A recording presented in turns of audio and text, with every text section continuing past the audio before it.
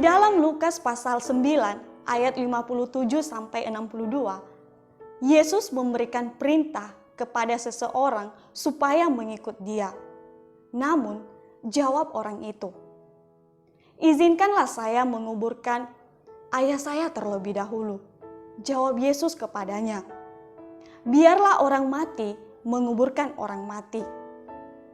Di sini kita teman-teman pasti bertanya, mengapa Tuhan Yesus berkata demikian?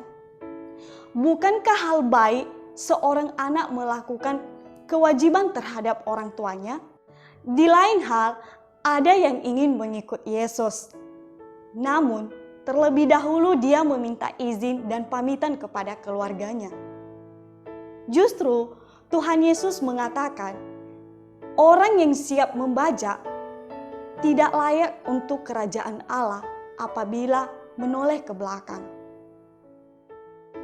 Lalu teman-teman, apakah pamitan kepada keluarga tidak boleh ketika kita mengikut Yesus? Di lain hal lagi, Tuhan Yesus malah menolak orang yang mengikut Dia dengan mengatakan, "Serigala punya liang, namun anak manusia tidak memiliki tempat untuk meletakkan kepalanya."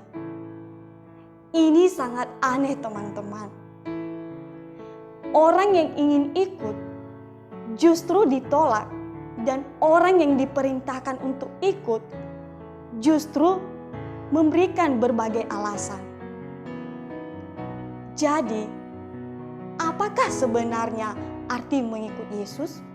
Pertama, kita harus mengerti mengikut Kristus bukan berarti bisa sesuka hati kita kapan waktu kita ingin mengikut Dia, atau sesuka hati menentukan bagaimana cara kita mengikut Dia.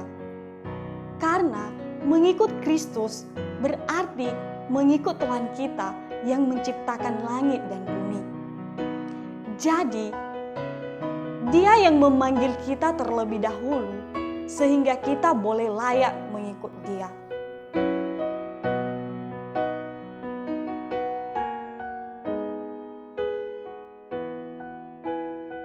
Contohnya, kita ingin ikut presiden kemanapun ia pergi.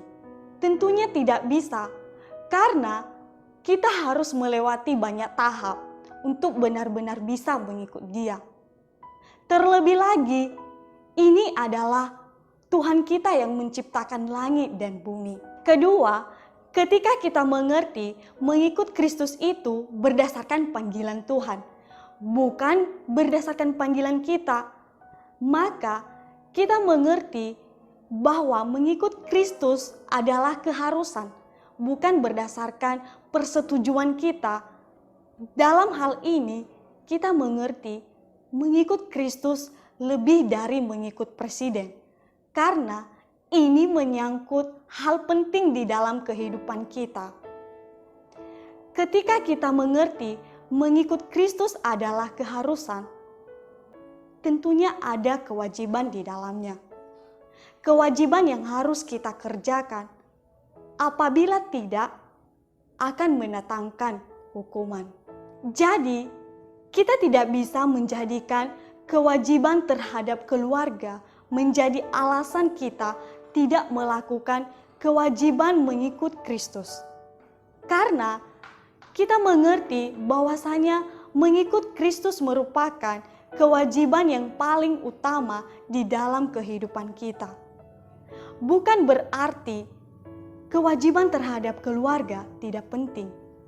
Namun, kita harus urutkan sesuai apa yang disampaikan dalam Alkitab.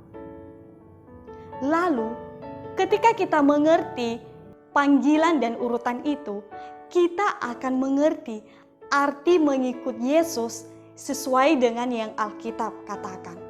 Mari refleksikan bagaimana sikap kita di dalam mengikut Yesus. Bukan dengan santai sambil berjalan sesuka hati, namun harus sigap sesuai apa yang Tuhan pimpin. Bukan dengan sembarangan menentukan pilihan, namun harus sesuai urutan yang Tuhan inginkan. Mari berhati-hati dan mari belajar.